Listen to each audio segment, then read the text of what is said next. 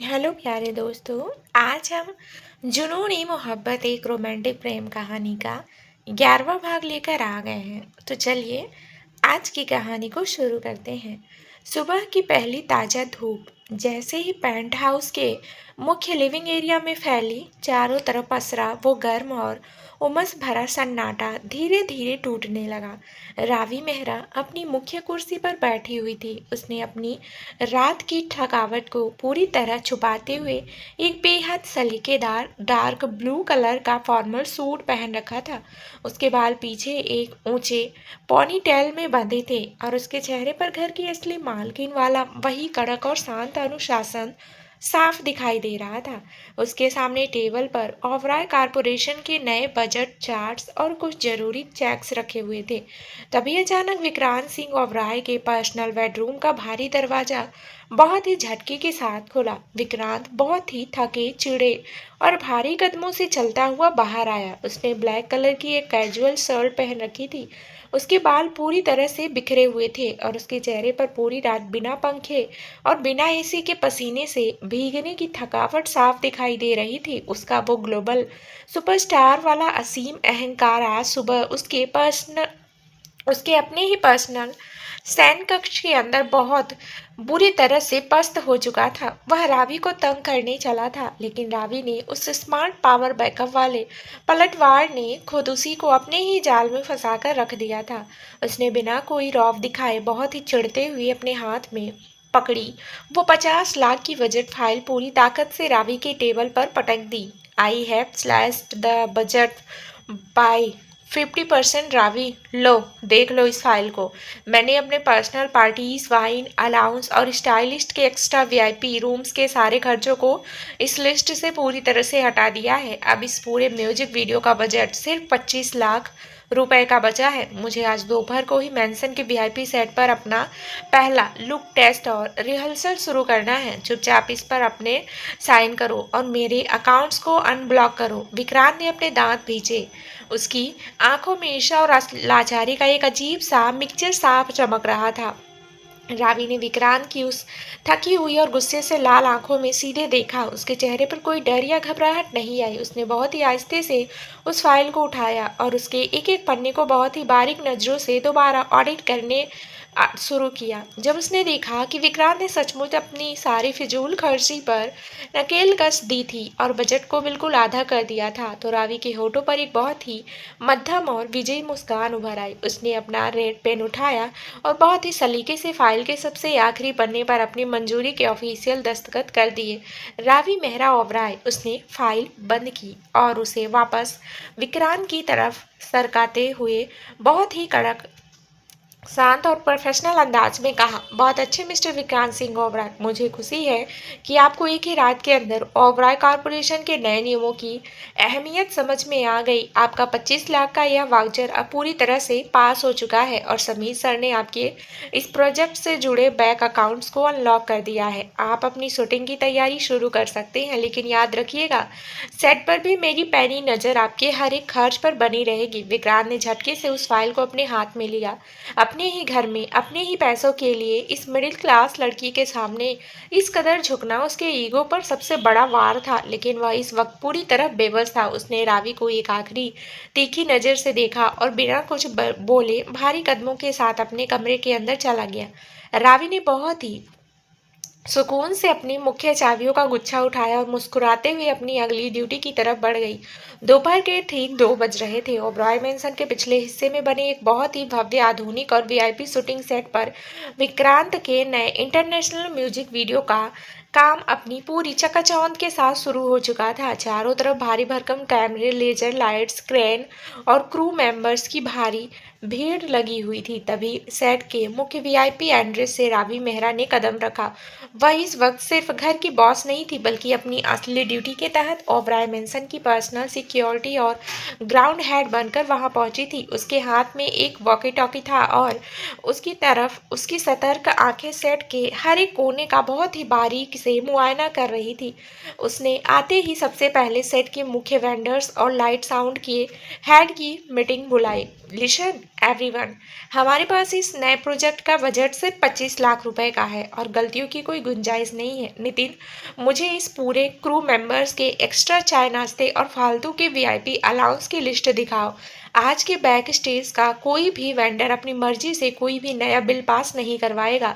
हर एक खर्च का बिल सीधे मेरे कैबिन में आना चाहिए। रावी ने वॉक टॉकी पर अपनी टीम को बहुत ही स्क्रिप्ट और क्लियर ऑर्डर्स दिए। रावी का यह कड़क और सख्त अनुशासन देखकर सेट पर मौजूद वह हमेशा से विक्रांत के नाम पर करोड़ों रुपए पानी की तरह बहाने का आदी था। वह तुरंत भागता हुआ विक्रांत के वीआईपी वैनिटी रूम के अंदर गया, जहां विक्रांत अपनी पट्टियों को संभाले हुए मिरर के सामने अपना लुक टेस्ट दे रहा था। Vikrant sir, you need to do something right now. आपकी वो नई सिक्योरिटी है रावी मेहरा, उसने पूरे सेट पर हमारा काम करना मुश्किल कर दिया है। वह हमारे क्रू के छोटे मोटे खर्चों को रोक रही है, लाइट्स के एक्स्ट्रा बजट को रिजेक्ट कर रही है और कह रही है कि हर एक बिल पर पहले उसके साइन चाहिए। सर, आप देश के सबसे बड़े सुपरस्टार हैं, आपकी आंखों के सामने एक मामूली लड़की इस सेट की कमान कैसे संभाल सकती है? प्लीज उसे यहाँ से बाहर निकालिए। डायरेक्टर ने बहुत ही गुस्से में विक्रांत से शिकायत की। विक्रांत ने मिरर में अपने चेहरे को देखा, उसने अपनी ब्लैक लेदर जैकेट को संभाला। डायरेक्टर की आवाज़ सुनकर उसके दिल के अंदर एक बार फिर वही पुराना अहंकार जागा, लेकिन तभी उसे याद आया कि दादाजी के उस ऑफिशियल हुक्मनामे के सामने वह खुद इस वक्त पूरी तरह से लाचार था। अगर उसने रावी को सेट से हटाने की कोशिश की तो रावी उसी वक्त उसका पूरा बैंक फंड दोबारा ब्लॉक कर देती। विक्रांत ने बहुत ही कड़वे और ठंडे लहजे में डायरेक्टर की तरफ देखा और कहा, just shut up your mouth. वह लड़की इस मेंशन की असली और कानूनी बॉस है। बड़े साहब ने पूरे साम्राज्य की कमान उसके हाथों में सौंपी है। अगर उसने किसी बिल को रिजेक्ट किया है तो तुम्हें उसी 25 लाख के बजट के अंदर अपना काम पूरा करना होगा। मैं इस मामले में दखल नहीं दे सकता। जाओ और अपना शॉट रेडी करो। डायरेक्टर विक्रांत के मुंह से अपने लिए ऐसी बेबसी और कड़ा जवाब सुनकर पूरी तरह से दंग रह गया। वह समझ चुका था कि सेट पर अब विक्रांत का नहीं बल्कि रावी मेहरा का हुक्म चलने वाला था। वह चुपचाप सिर झुकाकर कैबिन से बाहर चला गया। स्टेज के सेंटर में तेज लेजर लाइट्स और कैमरों के सामने विक्रांत सिंह ओबराय अपनी परफॉर्मेंस दे रहा था। उसकी आवाज और उसकी चाल का जादू हमेशा की तरह पूरे सेट पर छाया हुआ था, लेकिन जब भी कैमरे बंद होते विक्रांत की गहरी और बेचैनी भरी आंखें छुपकर सीधे बैक स्टेज के उस विंग की तरफ घूम जाती थी जहां रावी मेहरा खड़ी थी। रावी बहुत ही निडरता, कड़कपन और अपनी पूरी जाबाजी के साथ सेट के सारे सुरक्षा गार्ड्स को मैनेज कर रही थी। हर एक वेंडर के बिल को खुद अपनी उंगलियों पर चेक कर रही थी और उसके चेहरे पर काम को लेकर वही पुराना असीम जुनून साफ दिखाई दे रहा था। विक्रांत लगातार अपनी आंखों से रावी के हर एक मूवमेंट को मॉनिटर कर रहा था। वह देख रहा था कि रावी भले ही उससे बेइंतहा नफरत करती है, भले ही वह उसे फूटी आंख नहीं सुहाती, लेकिन वह उसके इस प्रोजेक्ट को सफल बनाने के लिए, ओबरॉय साम्राज्य की साख को बचाने के लिए पूरी ईमानदारी और वफादारी के साथ दिन रात एक कर रही थी। रावी की इसी सच्चाई और उसकी इस पवित्र रूह ने विक्रांत के दिल के अंदर एक बहुत बड़ा खामोश बदलाव करना शुरू कर दिया था। विक्रांत के दिल के अंदर जो वो खूंखार जानवर जैसा घमंड था, वह रावी के इस नए बॉस वाले रूप और उसकी वफादारी को देखकर अंदर ही अंदर धीरे धीरे पिघलने की राह पर कदम रख चुका था। ओबरॉय मेंशन के पिछले हिस्से में बना वह विशाल वीआईपी शूटिंग सेट इस वक्त हाई वोल्टेज लेजर लाइट्स और तेज 20 वाले इंटरनेशनल म्यूजिक से गूंज रहा था। कैमरों के बड़े बड़े लेंस लगातार स्टेज के सेंटर पर घूम रहे थे जहां देश का सबसे बड़ा पॉप आइकन विक्रांत सिंह ओबरॉय अपनी परफॉर्मेंस दे रहा था। ब्लैक लेदर की हैवी जैकेट और आंखों पर डार्क सेट्स लगाए विक्रांत की हर एक मूव, उसका एटीट्यूड और उसका स्वैग हमेशा की तरह क्रू मेंबर्स को दीवाना बना रहा था। कैमरे के पीछे खड़ा डायरेक्टर लगातार थम्स अप का इशारा कर रहा था, लेकिन उस चकाचौंध से भरे स्टेज से थोड़ी ही दूरी पर बैक स्टेज के सुरक्षा विंग के पास खड़ी रावी मेहरा की सतर्क आंखें वॉक टॉकी हाथ में लिए लगातार सेट की हर एक हलचल को मॉनिटर कर रही थी। रावी ने इस वक्त डार्क ब्लू कलर का वो फॉर्मल ब्लेजर पहन रखा था और उसके चेहरे पर घर की असली मालकिन और पर्सनल सिक्योरिटी हेड वाला कड़कपन साफ दिखाई दे रहा था। वह अच्छी तरह जानती थी कि विक्रांत इस वक्त जो परफॉर्म कर रहा है वह सिर्फ एक बाहरी मुखौटा है। उसके कपड़ों के नीचे कल रात के उस खौफनाक हमले की ताजी पट्टियां और उसकी पीठ पर सेकेंड डिग्री बर्न के गहरे जख्म छुपे हुए थे, जिन पर लगातार हैवी पेन किलर इंजेक्शन का असर चल रहा था। नितिन, ट्रेन नंबर 2 की केबल को थोड़ा और पीछे शिफ्ट करो और सुरक्षा गार्ड से कहो कि वीआईपी लाउंज के पिछले गेट पर गहरा पिछले गेट पर पहरा ढीला न करे। रावी ने बहुत ही क्रिप्स और क्लियर आवाज में वॉक टॉकी पर ऑर्डर्स दिए। उसकी नजरें काम पर थी, लेकिन उसका सबकॉन्शियस माइंड रह रहकर स्टेज पर नाच रहे विक्रांत के चेहरे के बदलते भाव को ट्रैक कर रहा था। अचानक म्यूजिक का बीट बहुत तेज हुआ। डायरेक्टर ने माइक पर चिल्लाकर कहा, look test number 4, Vikrant sir, आपको एक बहुत ही हैवी और तेज बैकलिप लगानी है एंड एक्शन। विक्रांत ने अपनी पूरी ताकत बटोरी, अपने पैर फर्श पर टिकाए और जैसे ही उसने हवा में उस मुश्किल मूव को पूरा करने के लिए अपनी बॉडी को पीछे की तरफ घुमाया, क्रैक, एक बहुत ही तीखी और डरावनी आवाज विक्रांत के शरीर के भीतर से आई। हवा में ही उसकी पीठ और उसके दाहिने कंधे के वो ताजा टाके जो डॉक्टरों ने कल रात बड़ी मुश्किल से सिले थे, इस अत्यधिक खिंचाव के कारण पूरी तरह से दोबारा टूट गए। उसकी त्वचा का घाव एक ही सेकंड में पूरी तरह खुल गया और असहनीय जानलेवा दर्द का एक ऐसा खौफनाक झटका उसकी रीढ़ की हड्डी में लगा कि विक्रांत की मजबूत और घमंडी हलक के एक दिल दहला देने वाली चीख निकल गई। विक्रांत का संतुलन हवा में ही पूरी तरह बिगड़ गया और वह एक भारी कटे हुए पेड़ की तरह सीधे पक्के लकड़ी के स्टेज पर अपने घुटनों के बल आ गिरा। दर्द इतना भयंकर था कि उसकी आंखों के सामने पल भर के लिए घोर अंधेरा छा गया। उसका पूरा बदन पसीने से भीग गया और उसका चेहरा सफेद कागज की तरह पीला पड़ गया। उसने अपने दोनों हाथों से अपनी छाती और पीठ को कसकर भींच दिया और वह दर्द के मारे फर्श पर तड़पने लगा। कट्स कट्स, लाइट बंद करो। विक्रांत सर को क्या हुआ? डॉक्टर को बुलाओ तुरंत।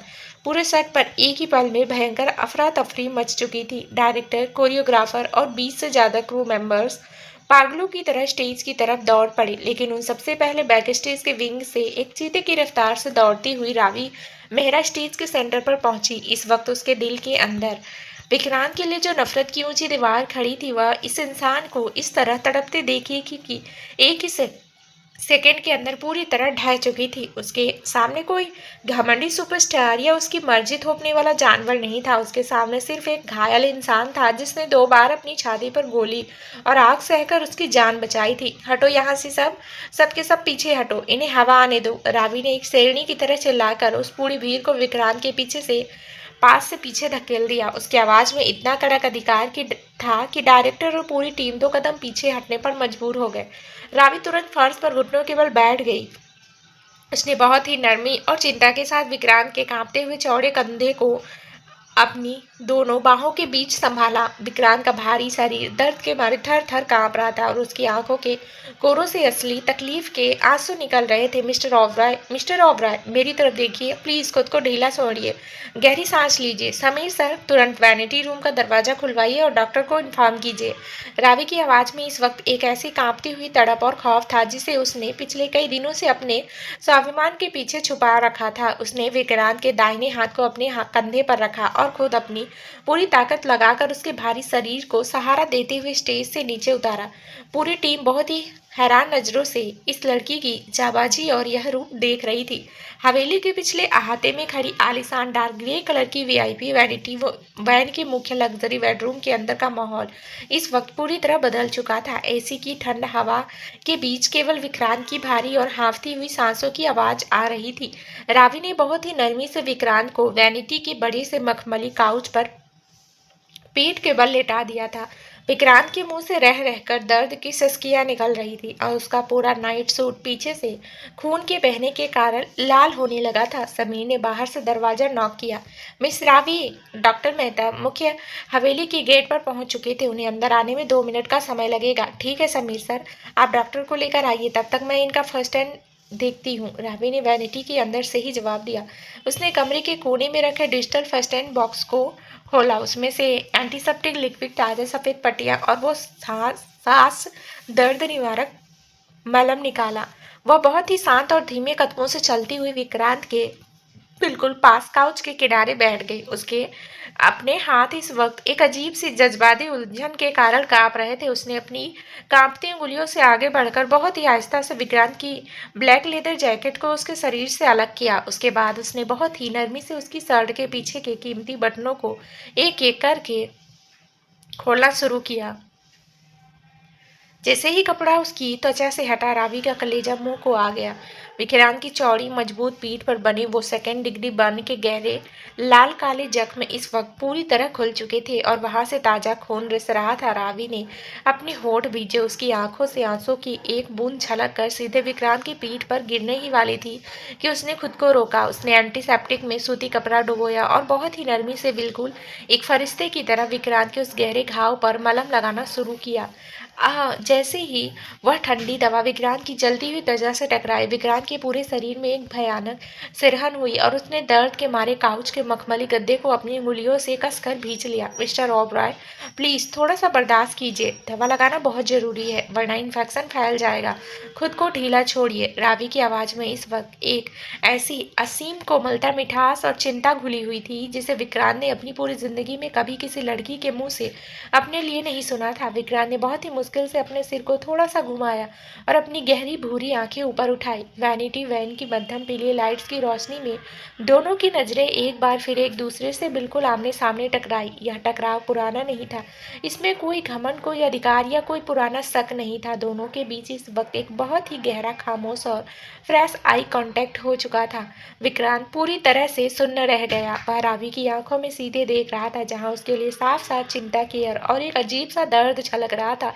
जो लड़की सुबह तक उस पर अपनी मालकिन होने का हुक्म चला रही थी, वो उससे बेइंतहा नफरत करती थी, आज वही लड़की उसकी इस तकलीफ में खुद अंदर से पूरी तरह टूटती हुई दिखाई दे रही थी। विक्रांत के दिल के अंदर का जो वो सुपरस्टार का असली ईगो था, वह रावी की उंगलियों के इस मखमली एहसास और उसकी इस सच्ची फिक्र के सामने एक ही पल में पूरी तरह से मोम की तरह पिघलने लगा। उसे अपनी इस भयंकर पजेसिवनेस और अपनी जीत पर पहली बार अंदर से एक गहरा पछतावा महसूस हो रहा था।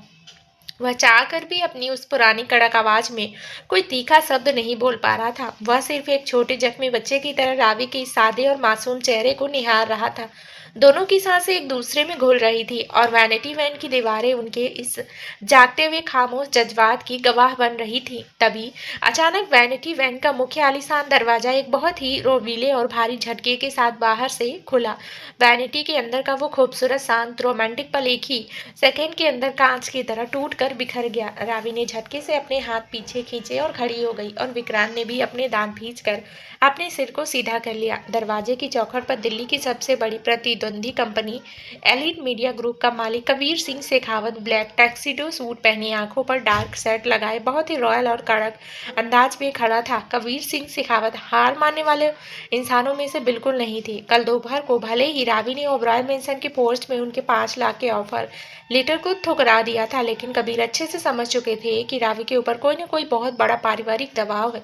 उन्होंने अपनी लीगल टीम के दम पर मूनलाइट कंपनी के पिछले पेपर्स का इस्तेमाल करके इस म्यूजिक वीडियो के मुख्य को इन्वेस्टर के रूप में सीधे शूटिंग सेट पर एक बहुत बड़ी सरप्राइज एंट्री ले ली थी। अब वे कानूनी तौर पर इस सेट के सबसे बड़े वीआईपी अथॉरिटी बन चुके थे। कबीर के पीछे मिस्टर मल्होत्रा और समीर भी बहुत भी गंभीर चेहरा लिए खड़े थे। कबीर ने बहुत ही ग्रेसफुल अंदाज में अपने सनग्लासेस उतारे, अपनी चाल को रोबीला रखा और वैनिटी के अंदर दाखिल होते हुए सीधे काउच पे आकर खड़े हो गए। उनकी पैनी नजरें पहले विक्रांत की जख्मी पीठ पर गई, फिर सीधे रावी के उस सुंदर और थके हुए चेहरे पर जाकर टिक गई। Hello mister Oberoi, I am so sorry to interrupt your personal space. मुझे बाहर सेट पर खबर मिली कि आपके लुक टेस्ट के दौरान आपके टाके दोबारा टूट गए हैं। एलिट मीडिया ग्रुप का करोड़ों का इन्वेस्टर होने के नाते मुझे आपके इस हेल्थ स्टेटस की पूरी रिपोर्ट चाहिए।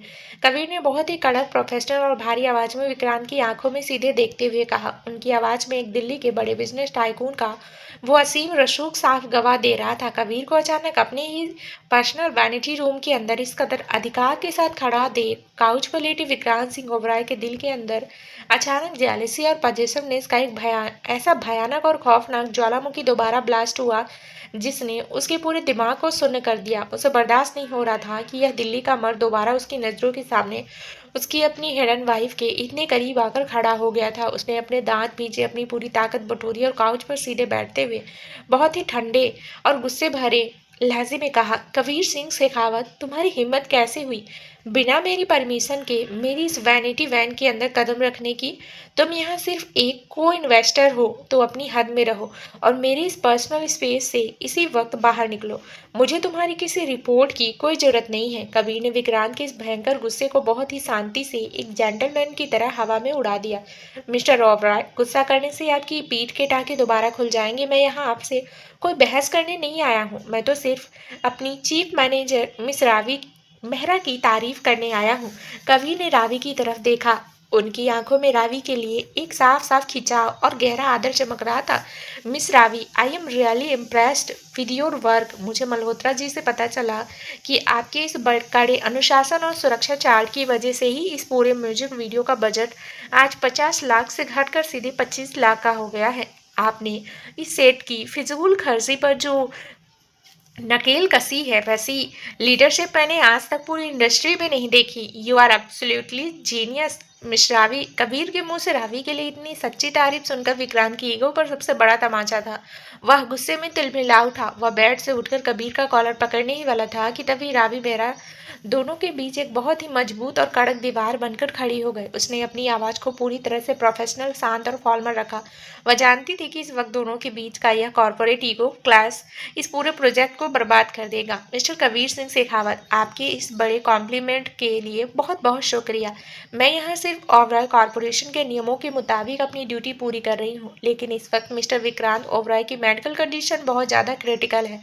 उन्हें पूरी तरह से एकांत और डॉक्टर मेहता के ट्रीटमेंट की जरूरत है। मैं आप दोनों से गुजारिश करूंगी कि आप लोग इस वक्त बिजनेस की बातें सेट पर ही करें। यहाँ इस वैनिटी रूम के अंदर सिर्फ डॉक्टर का हुक्म चलेगा। प्लीज आप लोग बाहर चलिए। रावी ने बहुत ही समझदारी से कबीर और विक्रांत के बीच एक प्रोफेशनल दूरी बना दी और अपनी नजरों से कबीर को बाहर जाने का इशारा किया। कबीर ने रावी की इस सूझबूझ को देखा। वे मुस्कुराए और बहुत ही अदब से अपना सिर झुकाकर वैनिटी से बाहर चले गए। विक्रांत अपनी जगह पर बैठा। गुस्से, जलन और इस भयंकर पोजीशन इसकी आग में पूरी तरह से सुलग रहा था। वह रावी पर चिल्लाना चाहता था, उसे अपनी जागीर कहकर कमरे में बंद करने की धमकी देना चाहता था, लेकिन रावी की आंखों में इस वक्त जो कड़क आत्मविश्वास और उसके घाव को ठीक करने की वो चिंता थी, उसने विक्रांत के उस खूंखार जानवर को हमेशा के लिए पूरी तरह से बेबस और लाचार बना दिया था। वैनिटी वैन का भारी दरवाजा जैसे ही कबीर सिंह शेखावत के बाहर निकलने के बाद बंद हुआ, कमरे के भीतर एक बार फिर वही भारी और दम घोटू सन्नाटा पसर गया। रावी मेहरा अभी भी फर्स्ट एंड बॉक्स के पास खड़ी थी। उसके हाथों में मलम और पट्टियां वैसी की वैसी ही थमी हुई थी। उसने एक लंबी सांस ली और अपने माथे पर आए पसीने को अपने ब्लेजर की आस्तीन से पोंछा। कल रात के उस भयंकर ब्लैकआउट और आज दोपहर के इस वैनिटी ड्रामे ने उसके दिमाग को पूरी तरह से थका दिया था। काउच पर बैठे विक्रांत सिंह ओबराय की आंखें इस वक्त गुस्से और जलन के मारे पूरी तरह से लाल हो रही थी। कबीर का इस तरह उसके पर्सनल स्पेस में घुस आना और रावी की तारीफ करना उसके सुपरस्टार वाले अहंकार पर सबसे कड़ा प्रहार था। वह अपनी पीठ के टांकों के टूटने के जानलेवा दर्द को भूलकर रावी का हाथ पकड़ने के लिए अपनी जगह से उठने ही वाला था कि तभी वैनिटी का दरवाजा दोबारा खुला और डॉक्टर मेहता दो नर्सों के साथ अंदर दाखिल हुए। मिस्टर ओबराय, प्लीज सीधे लेट जाइए। आपकी पीठ से लगातार ब्लीडिंग हो रही है। मिस रावी, आपने बहुत अच्छा किया जो तुरंत मलहम लगा दिया, वरना इन्फेक्शन बहुत ज़्यादा बढ़ जाता। डॉक्टर मेहता ने विक्रांत के वाइटल्स चेक करते हुए बहुत ही गंभीर आवाज में कहा। रावी ने बिना कुछ बोले अपनी फाइल उठाई। डॉक्टर साहब, आप इनका ट्रीटमेंट कीजिए। मैं बाहर सेट पर जाकर सिक्योरिटी अरेंजमेंट को दोबारा चेक करती हूँ। कबीर सर की टीम के नए गार्ड्स भी आ चुके हैं, मुझे उसकी लिस्ट वेरीफाई करनी है। रावी बिना विक्रांत की तरफ दोबारा देखे बहुत ही कड़े और प्रोफेशनल कदमों से चलती हुई वैनिटी से बाहर निकल गई। विक्रांत सेट पर पड़ा सिर्फ गुस्से में विक्रांत बेड पर पड़ा सिर्फ गुस्से में अपने दांत भींच कर रह गया। वह चाहकर भी उसे रोक नहीं पा रहा था, क्योंकि रावी इस वक्त इस घर की और इस पूरे सेट की लीगल बॉस थी। शाम के ठीक 5 बज रहे थे। कन्वेंशन हॉल के मुख्य कंट्रोल रूम के अंदर रावी मेहरा कांच की बड़ी मेज पर फैली हुई नई सिक्योरिटी सीट्स और वेंडर्स की लिस्ट को बहुत ही बारीक नजर से देख रही थी। हॉल के बाहर अभी भी शूटिंग का दूसरा शेड्यूल चल रहा था और लेजर लाइट्स की मध्यम रोशनी खिड़की के पार फर्श पर थिरक रही थी। कबीर सिंह शेखावत खुद कैबिन के कोने में खड़े होकर एक कप ब्लैक कॉफी पी रहे थे और उनकी नजर लगातार रावी के उस गंभीर और फोक्स्ड चेहरे पर टिकी हुई थी। मिस रावी, ये दिल्ली से आए हमारे एलिट मीडिया ग्रुप की स्पेशल वीआईपी सिक्योरिटी टीम के 12 नए गार्ड्स की प्रोफाइल है। मैंने खुद मेक श्योर किया है कि इन गार्ड्स का बैकग्राउंड पूरी तरह से क्लीन हो, ताकि कल रात जैसा कोई भी डिजिटल या फिजिकल ब्लैक आउट दोबारा इस सेट पर ना हो सके। कबीर ने बहुत ही आदर और शालीनता के साथ एक नई फाइल रावी की तरफ बढ़ाते हुए कहा, thank you so much mister Kabir, आपका ये सपोर्ट मूनलाइट इवेंट्स के लिए इस वक्त बहुत मायने रखता है। रावी ने फाइल को अपने हाथ में लिया और बहुत ही प्रोफेशनल अंदाज में उसके पन्ने पलटने लगी। रावी का तेज दिमाग और बैक स्टेज मैनेजमेंट का उसका पुराना तजुर्बा उसे हर एक छोटी से छोटी डिटेल्स को बहुत गहराई से देखने पर मजबूर करता था। जैसे ही उसकी नज़र फाइल के 8वें पन्ने पर दर्ज एक नए सुरक्षा गार्ड्स की प्रोफाइल पर बढ़ी, उस रावी की उंगलियां वहीं ठिठक गई। उसकी आंखें सस्पेंस और एक अनजाने खौफ के मारे पूरी तरह से सिकुड़ गई। फाइल पर उस नए गार्ड्स का नाम लिखा था, विक्रम थापा। उसकी फोटो पर एक बहुत ही साधारण सा चेहरा, लेकिन जब रावी ने उसके पुराने फिंगरप्रिंट्स और उसके दस्तखत के पैटर्न को जूम करके देखा तो उसका पूरा खून जम गया। रावी को याद आ गया कि कुछ दिन पहले जब उसने मैंसन के नीचे बने कामनी के उस 22 साल पुराने सीक्रेट बंकर की फाइल्स और जग्गा के पुराने कबूलनामे को चेक किया था, तो वहाँ कामनी के सबसे खतरनाक और फरार शूटर राणा के असली लीगल पेपर्स पर बहुत बिल्कुल हूबहू ऐसा ही फिंगर पैटर्न्स और वही गुप्त हस्ताक्षर बने हुए थे। राणा, रावी के हलक से एक बेहद बारीक और कांपती हुई आवाज निकली। उसका दिल इस वक्त इतनी तेजी से धड़कने लगा मानो छाती फाड़कर बाहर आ जाएगा। क्या हुआ miss Ravi, any problem with the list? कवि ने अपनी कॉफी का कप टेबल पर रखते हुए बहुत ही चिंतित होकर पूछा। रावी ने झटके से फाइल को बंद किया, अपने माथे का पसीना पोंछा और बहुत ही धीमी रहस्यमयी आवाज में कबीर के बिल्कुल करीब आकर कहा, मिस्टर कबीर, हमारे पैर तले की जमीन खिसक चुकी है। आपकी इस नई वीआईपी सुरक्षा टीम के भेस में कामनी का वो सबसे खूंखार शार्प शूटर राणा सीधे सेट के अंदर एंट्री ले चुका है। यह जो विक्रम थापा नाम का नया गार्ड है, इसके फिंगरप्रिंट्स और इसके दस्तखत हूबहू राणा के पुराने क्रिमिनल रिकॉर्ड से मैच कर रहे हैं। वही इस वक्त बाहर सेट के मुख्य लाइट्स और केबल कंट्रोल रूम के पास तैनात है। उसका एकमात्र मकसद मुझे या विक्रांत को रास्ते से हटाना है। हमारे पास सिर्फ कुछ मिनट है, हमें बहुत ही शांत रहकर एक्शन लेना होगा। रावी के मुंह से यह खौफनाक सच सुनते ही कबीर सिंह शेखावत के भी होश उड़ गए। उसकी आंखें गुस्से से छोटी हो गई। वो समझ गए कि विलेन का यह साया उनके अपने ही सुरक्षा घेरे को ढाल बनाकर अंदर घुस चुका था। कबीर ने बहुत ही कड़क आवाज में कहा, मिस रावी, आप बिल्कुल फिक्र मत कीजिए, मैं अपनी बैकअप फोर्स को इसी वक्त अलर्ट करता हूँ, हम उसे रंगों हाथों पकड़ेंगे। कबीर और रावी एक दूसरे के बहुत करीब खड़े होकर बहुत ही धीमे और सीक्रेट अंदाज में इस बड़े खतरे से निपटने का पूरा मैप तैयार करने लगे। दोनों के बीच इस वक्त एक बहुत ही गहरा प्रोफेशनल तालमेल साफ दिखाई दे रहा था। ठीक उसी सेकंड कंट्रोल रूम का भारी कांच का दरवाजा एक बहुत ही बड़े और हिंसक झटके के साथ अंदर की तरफ खुला। विक्रांत सिंह ओबराय अपनी वैनिटी वैन से डॉक्टरों के सारे बेड रेस्ट के ऑर्डर्स को दोबारा लात मारकर अपनी ब्लैक हुडी पहने सीधे कंट्रोल रूम के अंदर तूफानी रफ्तार से दाखिल हुआ।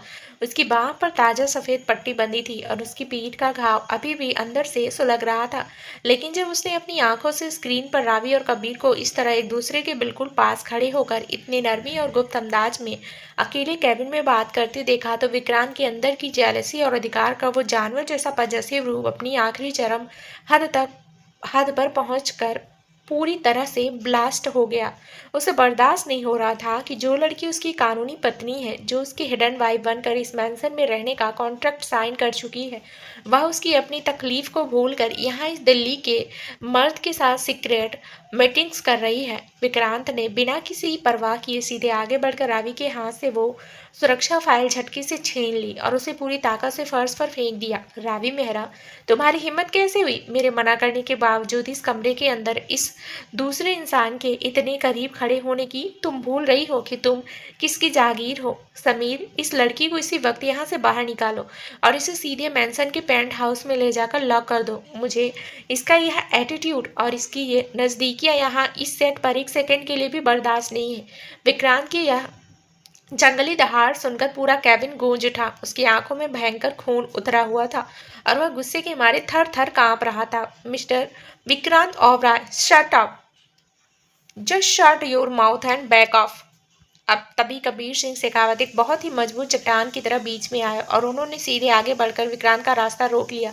कबीर की आंखों में इस वक्त दिल्ली के सबसे बड़े बिजनेस टाइकून का वो असीम घमंड और कड़कपन साफ चमक रहा था।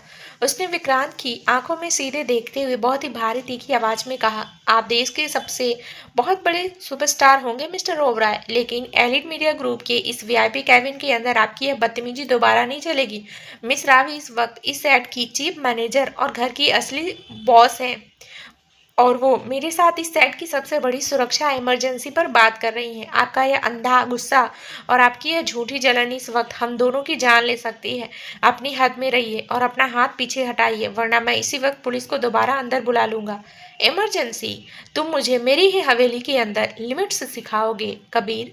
विक्रांत ने गुस्से से कबीर के टक्सिडो सूट के कॉलर को अपने फौलादी हाथ हाथ से दबोच लिया। दोनों के बीच एक भयंकर खूनी और कड़वा क्लैश होने ही वाला था कि तभी रावी ने अपनी पूरी ताकत लगाई और विक्रांत का हाथ कबीर के कॉलर से बहुत ही झटके के साथ दूर खींच लिया। उसने अपनी वॉक टॉकी को टेबल पर पटका और विक्रांत की सुलगती हुई आंखों में सीधे अपनी नजरें गड़ाते हुए बहुत ही तीखी, कड़क और प्रोफेशनल अंदाज में कहा, मिस्टर विक्रांत सिंह ओबराय, बंद कीजिए यह अपना घटिया जलन और भरा हुआ ड्रामा। आप अपने इस पैसों के घमंड में इतने अंधे हो चुके हैं कि आपको अपने ही बेडरूम के बाहर खड़ा मौत का साया दिखाई नहीं दे रहा है। कल रात जिस शूटर राणा ने आपकी छाती पर गोली मारी थी, वह राणा इस वक्त कबीर सर की सुरक्षा टीम के भेष में सीधे इस शूटिंग सेट के मुख्य लाइट्स और केवल कंट्रोल रूम के पास बंदूक ताने खड़ा है। वह हमारी सांसों की डोरी काटने के लिए बिल्कुल तैयार है, और आप यहाँ अपनी इस झूठी पजेसिवनेस का तमाशा बनाकर कबीर सर से लड़ रहे हैं। अगर आपको अपनी जान की परवाह नहीं है तो मत कीजिए, लेकिन रावी मेहरा इस सेट पर मौजूद बेगुनाह क्रू मेंबर्स की जान आपकी जिद की वजह से कभी दांव पर नहीं लगाएगी। समीर सर, गार्ड्स को अलर्ट कीजिए। राणा सेट के अंदर है। रावी का खौफनाक और तीखा पलटवार सुनते ही विक्रांत सिंह ओबराय के पैरों के नीचे से जैसे जमीन ही खिसक गई। उसका वो सुपरस्टार का असीम गुरूर और कबीर के खिलाफ उसकी वो जलन एक ही सेकंड के अंदर पूरी तरह से सन्न होकर रह गई।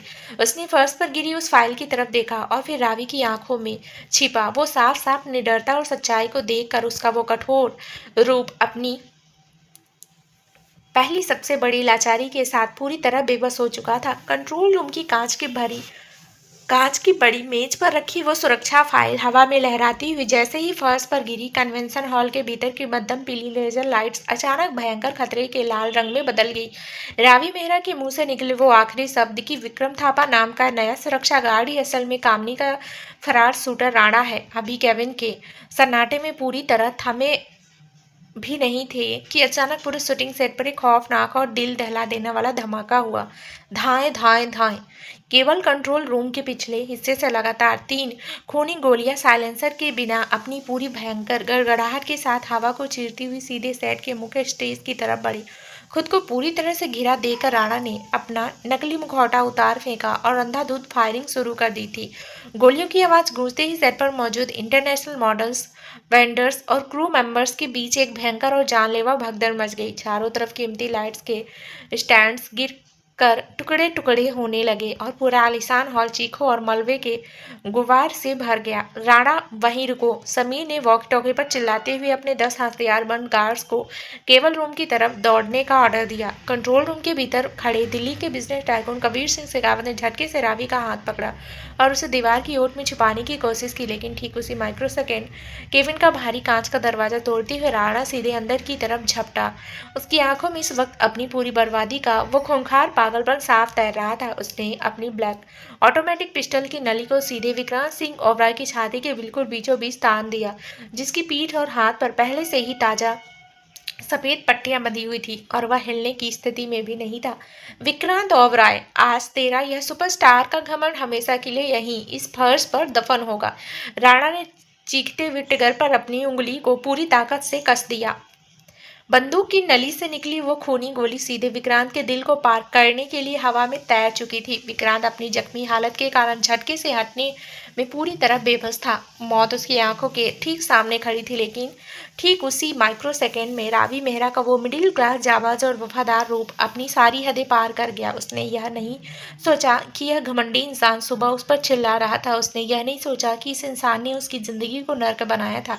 उसे सिर्फ दिग्विजय सिंह को दिया अपना वो आखिरी वादा याद था कि वह विक्रांत की असली ढाल बनकर उसकी रक्षा करेगी। रावी ने अपनी जान की रत्ती भर भी परवाह नहीं की। उसने एक चीते की रफ्तार से हवा में छलांग लगाई और अपनी पूरी शारीरिक ताकत लगाकर विक्रांत को दाईं तरफ फर्श पर धकेल दिया। विक्रांत सीधे फर्श पर जा गिरा, लेकिन रावी खुद को पूरी तरह से नहीं संभाल पाई। राणा की वह खूनी गोली सीधे रावी के बाएं बाजू की त्वचा और उसके ब्लेजर को चीरती हुई निकल गई। गोली के लगते ही रावी के मुंह से एक असहनीय दर्द की तीखी चीख निकली। उसकी आंखों के सामने पल भर के लिए गहरा अंधेरा छा गया और उसकी बाजू से खून का एक ऐसा फव्वारा फूटा जिसने फर्श के कीमती मखमली कालीन को एक ही पल में लाल रंग में रंग दिया। वह पूरी तरह से लहूलुहान हालत में विक्रांत के बिल्कुल बगल में फर्श पर ढह गई। बेड पर और फर्श पर पड़े विक्रांत सिंह ओबराय ने जैसे ही रावी को अपनी आंखों के सामने इस तरह खून से लथपथ फर्श पर गिरते देखा, उसके दिल के अंदर अचानक एक ऐसा भयंकर खौफनाक धमाका हुआ जिसने उसकी पूरे वजूद को हमेशा हमेशा के लिए बदल कर रख दिया। उसका वो सुपरस्टार का सीमीगो, वो करोड़ों फैंस का घमंड, वो रावी पर जबरदस्ती पाबंदियां लगाने वाला पजेसिव मुखौटा और उसका वो जानवर रूप आज इसी सेकंड रावी के इस बहते हुए लहू के सामने पूरी तरह से चकनाचूर होकर हवा में बिखर गया। विक्रांत ने सबकॉन्शियस माइंड को अपनी जिंदगी का सबसे बड़ा और कड़वा सच समझ चुका था कि वह रावी मेहरा से नफरत नहीं करता था। वह उसे अपनी जागीर नहीं समझता था। वह अपनी रूह से भी ज्यादा रावी मेहरा से बेइंतहा मोहब्बत करने लगा था और रावी को खोने का जो भयंकर खौफ था उसने उसके घमंड को हमेशा के लिए मार दिया था। विक्रांत की आंखों से इस वक्त जो आंसू निकले वे किसी झूठी ग्लानि या घमंड के नहीं थे, वे सच्चे प्यार, बेबसी और भयंकर पछतावे के आंसू थे। वह पागलों की तरह फर्श पर रेंगता हुआ रावी के पास पहुंचा। उसने अपने कांपते और लहलुहान हाथों से रावी के उस जख्मी बाजू को दबाने की कोशिश की। उसकी पूरी ब्लैक हुडी रावी के खून से लाल होने लगी थी। रावी, रावी आंखें खोलो प्लीज। तुमने ऐसा क्यों किया? तुमने मेरे लिए खुद पर गोली क्यों खा ली? मुझे मर जाने देती रावी, लेकिन खुद को इस तरह सजा मत दो। समीर, डॉक्टर को बुलाओ तुरंत। मेरी रावी को कुछ नहीं होना चाहिए। विक्रांत बच्चों की तरह फूट फूट कर रावी के सीने पर अपनी सिर रख कर रोने लगा। उसका वो सुपरस्टार का असीम गुरूर आज हमेशा के लिए इस फर्श पर दम तोड़ चुका था। रावी को इस तरह जख्मी देख विक्रांत के अंदर का वो पुराना खूंखार रक्षक अपनी आखिरी डरावनी हद पर पहुंच चुका था। वह फर्श से खड़ा हुआ। उसकी अपनी पीठ के टांके पूरी तरह खुल चुके थे, लेकिन उसकी आंखों में इस वक्त सिर्फ और सिर्फ राणा की मौत का परवाना साफ चमक रहा था। कबीर, सुरक्षा गार्ड्स को यहीं रोक कर रखो। इस गद्दार की जान आज सिर्फ मेरे हाथों से ही जाएगी। विक्रांत ने गुस्से में दहाड़ते हुए कहा। राणा ने देखा कि उसका निशाना चूक चुका है और मैंसन की पूरी हैवी फोर्स अंदर आ रही है। वह झटके से मुड़ा और हॉल के पिछले हिस्से में बने उस विशाल और अंधेरे कबाड़ के गोदाम की तरफ भागा। विक्रांत और कबीर सिंह शेखावत दोनों ने अपनी पूरी कॉर्पोरेशन दुश्मनी को एक ही पल में भुला दिया और एक साथ मिलकर पागलों की तरह उस भागते हुए राणा के पीछे दौड़ लगा दी। गोदाम के अंदर घोर अंधेरा था और मूसलाधार बारिश का पानी टूटी हुई छत से नीचे फर्श पर गिर रहा था। राणा एक बड़े लोहे के कंटेनर के पीछे छुपकर दोबारा बंदूक लोड करने ही वाला था कि तभी विक्रांत ने एक जंगली शेर की तरह हवा में छलांग लगाई और सीधे राणा के ऊपर कूद पड़ा। दोनों पक्के कंक्रीट के फर्श पर गिरे जहां बारिश का पानी जमा था। राणा ने अपनी बंदूक को विक्रांत की खोपड़ी के पास सीधा करना चाहा, लेकिन विक्रांत का गुस्सा इस वक्त सातवें आसमान पर था। उसने राणा की कलाई को अपनी फौलादी पकड़ में दबोचा और उसे इतनी बेरहमी से जोर से मरोड़ा कि क्रैक की एक तीखी आवाज के साथ राणा की कलाई की हड्डी टूट गई और उसकी ब्लैक पिस्टल दूर पानी के गड्ढे में जा गिरी।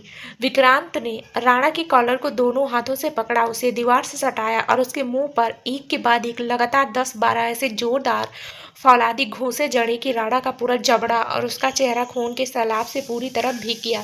कबीर ने भी आगे बढ़कर राणा के दोनों पैरों पर अपनी लात से प्रहार किया, जिससे राणा की पूरी तरह से बेबस होकर फर्श पर घुटनों के बल आ गया। सच सच बताओ, किसने भेजा है तुम्हें यहाँ? कामनी और शौर्य तो उस सीक्रेट पहाड़ी बंकर में बंद है, तो फिर बाहर से यह पूरा गैंग कौन ऑपरेट कर रहा है? अगर तुमने सच नहीं उगला तो मैं तुम्हारी इस रीढ़ की हड्डी को इसी वक्त यहीं तोड़ दूंगा।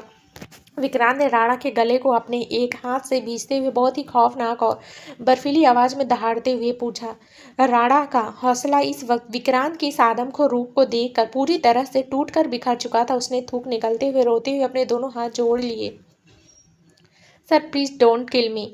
आई will tell you everything Kamini madam. और सॉरी, भले ही उस पहाड़ी फार्म हाउस के नीचे बंद है, लेकिन उनके वफादार पुराने नौकरों के पास अभी भी उनका एक बहुत बड़ा गुप्त रास्ता सुरक्षित है। कामनी मैडम ने मैंसन के नीचे वाले बंकर के अलावा मुंबई के सबसे बड़े प्राइवेट स्विस बैंक के सीक्रेट लॉकर नंबर 709 के अंदर ओबराय साम्राज्य के मुख्य फर्जी शेयर्स, करोड़ों की इंटरनेशनल बेनामी प्रॉपर्टी के पेपर्स और आपके असली पिता की मौत की वो असली खूनी डायरी छुपा रखी है। इसी लॉकर के गुप्त कोड्स के दम पर वे बाहर से कबीर हैकर को और मुझे सीधे करोड़ों का एडवांस कैश पेमेंट ट्रांसफ़र करवा रही थी। मेरे पास उस लॉकर का मुख्य डिजिटल कोड और चाबी सुरक्षित रखी है। प्लीज़ मुझे पुलिस के हवाले कर दीजिए। मुझे मत मारिए सर। स्विस बैंक का लॉकर नंबर 709 और विक्रांत के असली पिता की मौत की खूनी डायरी। यह शब्द सुनते ही विक्रांत का पूरा दिमाग सन्न रह गया। उसे पहली बार एहसास हुआ कि उसके पिता की मौत कोई एक्सीडेंट नहीं था, बल्कि कामनी की एक बहुत बड़ी खूनी साजिश थी, जिसका पूरा सबूत आज उस लॉकर के अंदर बंद था। समीर और पुलिस की गाड़ियों के सायरन की आवाज़ें गोदाम के बाहर गूंजने लगी। समीर 2 गार्ड्स के साथ अंदर आया और उसने बहुत ही फुर्ती से राणा को लोहे की हथकड़ियों से जकड़कर पुलिस की वैन में शिफ्ट कर दिया। राणा का चैप्टर अब हमेशा के लिए इस इंडस्ट्री से और विक्रांत की जिंदगी से क्लोज हो चुका था। होटल की वीआईपी मेडिकल रूम के अंदर का माहौल इस वक्त बहुत ही शांत और भावुक ड्रामा से भरा हुआ था। डॉक्टरों ने रावी के बाजू की ड्रेसिंग पूरी तरह से कर दी थी और उसे एक आरामदायक बेड पर लिटा दिया था। गोली सिर्फ उसकी त्वचा को छू कर निकली थी, इसलिए उसकी जान को कोई खतरा नहीं था, लेकिन कमजोरी के कारण उसका चेहरा थोड़ा सा शांत था। तभी कमरे का भारी दरवाजा बहुत ही धीरे से खुला। विक्रांत सिंह ओबराय अंदर दाखिल हुआ। उसकी ब्लैक हुडी पर अभी भी रावी के खून के धब्बे लगे हुए थे। उसकी अपनी पीठ के टाँके पूरी तरह खुल चुके थे और वहां से खून रिस रहा था, लेकिन उसने डॉक्टरों को छूने तक से मना कर दिया था। वह बहुत ही भारी कांपते और लड़खड़ाते कदमों से चलता हुआ सीधे रावी के बेड के पास आया। उसका वो सुपरस्टार का असीम घमंड, वो जानवर जैसा अधिकार जताने वाला रूप आज हमेशा के लिए पूरी तरह से गायब था। उसने बिना कोई तीखा शब्द बोले बहुत ही खामोशी से रावी के उस जख्मी हाथ को, जिस पर सफेद पट्टी बंधी थी, अपनी दोनों हथेलियों के बीच ले लिया। वो बहुत ही आहिस्ता से सीधे फर्श पर रावी के पैरों के पास घुटनों के बल बैठ गया। देश का नंबर 1 पॉप आइकन आज इस मिडिल क्लास लड़की के सामने पूरी तरह से हार मान चुका था। रावी, विक्रांत की आवाज़ बहुत ही धीमी, रोंदी हुई और आंसुओं से पूरी तरह भीगी हुई थी। उसने रावी के हाथ पर अपना माथा रख दिया और उसकी आंखों से असली पछतावे और सच्चे प्यार के आंसू टपक कर रावी की पट्टी पर गिरने लगे। I am sorry Ravi, I am so sorry. मैं अपनी जिद में, अपनी इस घमंड में इतना अंधा हो चुका था कि मैं देख ही नहीं पाया कि तुम मेरे वजूद की सबसे बड़ी ढाल हो। तुमने आज तीसरी बार खुद कर गोली खाकर मेरी जान बचाई है।